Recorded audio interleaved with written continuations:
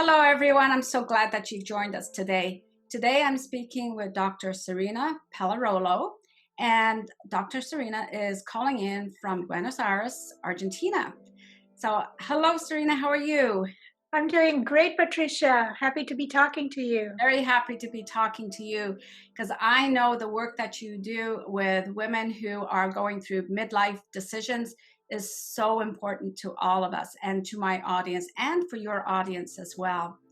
Dr. SIRENA and I actually met on a program that was developed, a retreat, an online retreat for people during the very early days of the coronavirus and the pandemic, and we all share the time of shutdown. And so we're going to be talking about some of those things about how we can cope the best during this time, and especially being women who are at midlife and in their 60s. So, Dr. SIRENA, could you introduce yourself a little to our audience so that they know the work that you do? Yes, of course. Thank you. I call myself a midlife midwife because my passion is to support women in midlife and mid-career to move through the challenges that many times come with midlife and reinvent themselves to be the best version of themselves in the rest of their lives. And I have been trained as a professor. I was a professor at Cal State Northridge, and I did most of my research on women's empowerment. So I bring that into my coaching practice. I also am a certified holistic health coach. So I take a holistic approach to helping women reinvent themselves. And I'm a spiritual counselor. So I look at the woman in her totality as a holistic being and support her in this rebirth. That could be career, could be some issues of health, could be going back to work after dealing with some kind of illness, or it's really rebirthing themselves really to Mhm. start anew. SIRENA, I know that you have a very effective tool for your work with women who are reinventing their lives. Could you tell us a little bit, give us an overview of that tool, and then you and I can talk about some specifics, very specific to what we find in our lives now, this period of Yeah. time. Yes, thank you for asking that. I use a very effective tool that I was certified to use by one of my coaches. His name is Rick Hansen. He is a career coach, and he developed this map that is based on the 4 seasons. So this map is very good to be able to identify what stage of the transition the person is in, and to understand what are the challenges of each of the stages and what is the work that we are supposed to do to move to the next season. We Mhm. usually start out with the summer, which is usually the people who are in transition are not in the summer, but the summer becomes a very good reference point to to find, to remember, to have the memories of a time when we shine, when we find a Mhm. fit in the world, where things are going really well. And it gives us the clues and to be able to move after we go through the fall and the winter. The fall is the time of disappointment, and the winter is the time of going within, of self-discovery.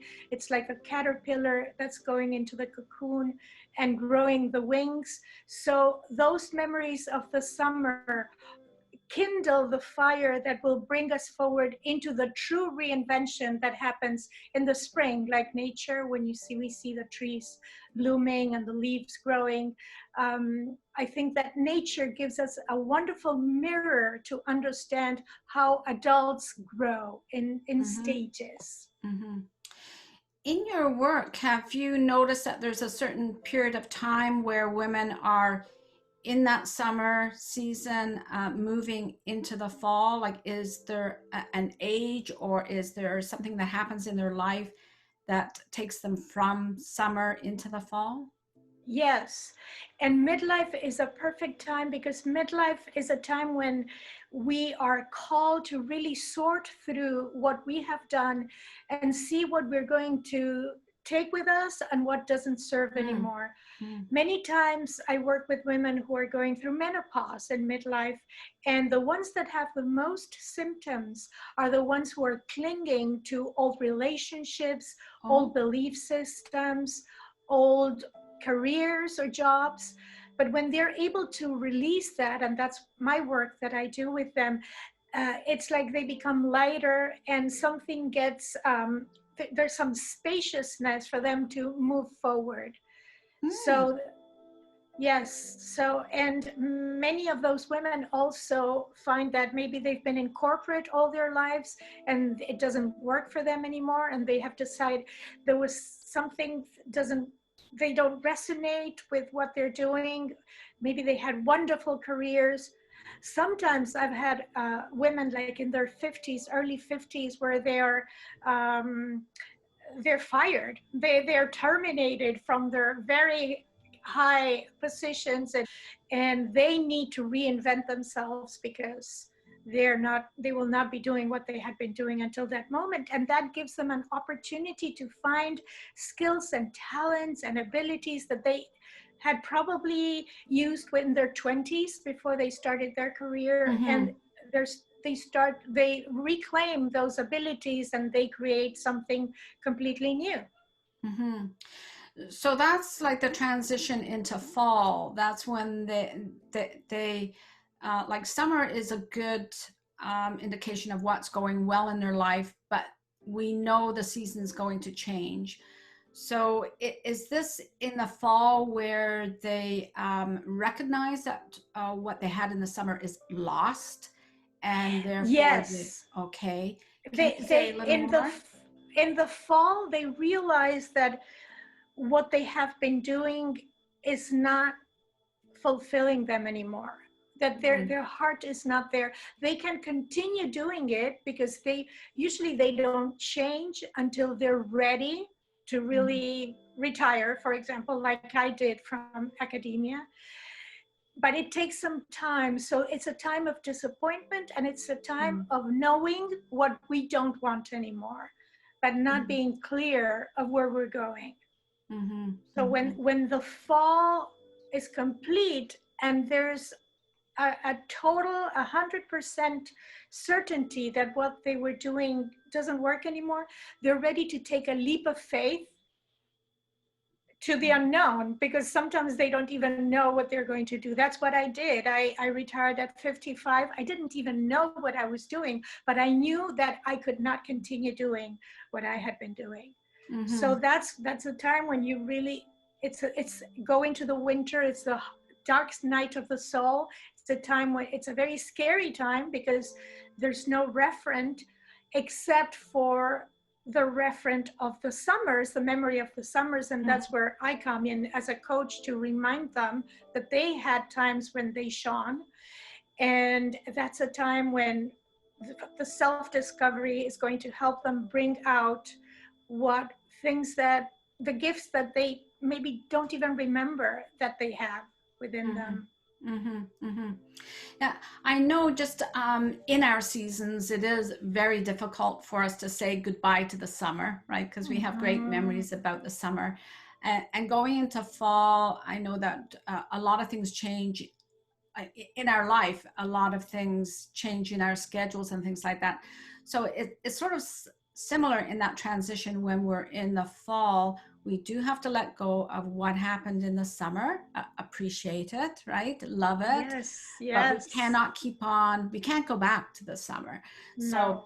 sometime like there's many events that happen in the fall that trigger a change in our seasons. Yes. So in a woman's life, I think you mentioned that some of the things that trigger us going into the fall of our life is things such as menopause. It could be the end of a career, or it could be, something that we're not in control of, such Mm-hmm. as a loss, a downsizing in a job or something like that, that we may not have control of, but it is something that triggers that fall, the autumn time of our life, right? Mm-hmm, mm-hmm. Could you say a little bit about some other triggers that maybe in your coaching you see that women are blind to or that they just cannot accept? And I love what you said about if we go through a hard time at this time, it makes it more difficult for the transition. Could you say a little more about that? Yes, something that happens that I've seen a lot is divorce. Women who Mm, have been in relationships that were maybe not as fulfilling as they would have liked for many years, and maybe 25 years later, they arrive at midlife and they start to sort things out, and they realize that they cannot continue with that relationship, that relationship has completed a cycle, and for them to be fulfilling and growing and expanding, they need to move on. That is something that many times I see. And also illness. Sometimes women are develop for some reason some kind of disease that makes them realize that life is not the same and they need to readjust their life after the sickness. And I know that you work with women who go through mhm. experiences like that. Mm-hmm. Yes, one of those triggers that can, for a woman to understand that, the past, the summer, we have great memories of it, but one of those triggers can be critical illness, such as cancer. And so when we go through that experience, it does change our lives. So um, I would see it as being in that fall season, Mm-hmm. and actually it can go into that very dark winter season. Yes. Could you explain a little more about perhaps what the opportunities are in the winter season for us? Yes, the opportunities are fantastic because as we strip away everything, our identity, it is a crisis, an identity crisis, really what Mhm. happens at midlife, if the woman allows herself to go through that. And many women have a hard time seeing themselves aging, for example, Mm. and they cling to their beauty, when they were 20 years old. But Yeah. but if they really accept the present moment, which is an opportunity for them to go within, and maybe they were taking care of a lot of things until that moment, the family, the career, and they were not taking care of themselves. So the opportunity is really to be with themselves, to take time off and really care for themselves and rediscover, as I was saying, gifts that maybe they had not paid attention to, or that they had minimized. And um, and also maybe it's a time of forgiveness, Mm. forgiving themselves and forgiving situations or people that they had experienced in their lives, and they were still holding some grudge or resentments. Forgiveness also allows for spaciousness to happen in their lives, so they can move on. Mhm. It's a very exciting time. It's a very scary time, but it's very exciting because it really allows women and anyone who wants to go through that to to be more authentic, to be closer to their true identity, and to move forward from there, and not from mandates that they have received before Yeah. from society or family or whatever. Yeah. Yeah. As you were talking about that, I was thinking about how difficult it is for women, based on what society says about who we should be, how difficult it is for us to give up that notion of youthfulness and actually accept our aging, because we get these messages that those were our best times. And so it, it sabotages our ability to think about how great this time could be as That's well, right. right? That's right. Totally And right. I've heard you talk about this is a great time. Well, before we talk about that, I want to talk about this notion of forgiveness, because quite often when we talk about forgiveness, we're talking about the gift that we can give ourselves by forgiving someone else, right? But you Exactly. touched on forgiving ourselves. What have you seen in working with the women that you work with through midlife is the most difficult thing for them to forgive about themselves or for themselves? There's so many different things. I'm thinking about one client that I've been working with for many years. When women continue to recreate situations that probably happened in their childhood where they were wronged, they were not considered intelligent, for example, and they continue to recreate that into their 60s many times, that is very difficult to it's very difficult to move on. So my work with this client is to remind her of her magnificence, not as of the beauty that she is, the intelligence, and that of everything that she has been able to achieve throughout her life, and that those voices that she keeps repeating in her head are really not the truth of who she is. I Mm-hmm. think that the issue of the insecurity and lack of confidence and uh, and feeling that they are imposter syndrome The that imposter syndrome, happens yeah. that happens to the most successful people. And that imposter syndrome, when they get out on stage and when they get out to do whatever they're doing in their professional life, and there's that voice that's telling them, you're not enough, you're not enough. We need to learn to neutralize those voices, because that is not the truth of who we are. And Mm-hmm. our life is the proof that Mm-hmm. that is not the truth. Mm-hmm. I'd like to interject on this concept, and I've heard a lot about it over the last couple of years about being good enough. Okay. Even that term, like I am good enough, I think that actually affects a woman's ability to be her best self, because then Mm-hmm. she's thinking of being just good enough. So I Yes. encourage women to not use that kind of language and say, I am good. And it's not about the ego thing about I am good. It's about I am a good person. I do what I do because I love what I do. It's my life's work and I want to contribute. And therefore, I want to be the best that I can be, not just good enough. How do you feel No. about that phrase? Oh, I absolutely agree with that.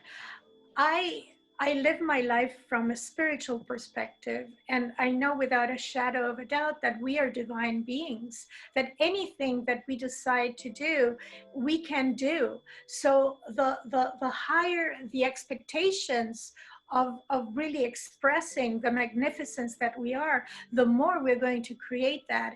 If our standard is being good enough, we're never going to reach that magnificence, Yes, because it's I agree. I we're agree. just going to be okay with mediocrity. Yeah, yeah, that's true. It's mediocrity if it's just good enough.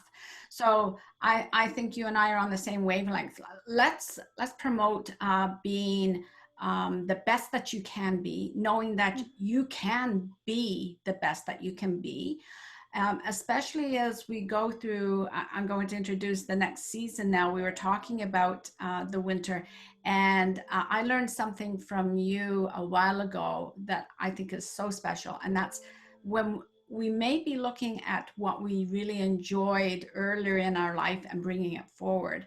But by doing that, we are planting seeds for our future. Could you inspire us a little more talking about that?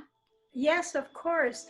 When we are ready to move on after we did the self discovery work in the winter, we go into the spring, and the seeds that we have planted in the winter with our self discovery, and we have tilled the soil and we have taken out the weeds, that all those seeds in the spring are going to come out and bloom and be the beautiful forest and the beautiful plant that we are to its greatest expression. So it's important to really pay attention to the times when we think that there's nothing happening, like in nature during the winter, but we know that the sap of the trees is in the roots, and when the right time comes, that sap is going to go to the branches, and the leaves are going to start growing, and the flowers are going to start blooming. So we need to pay attention to each stage of our lives, even when nothing is happening. And I think that this quarantine is a little bit like that.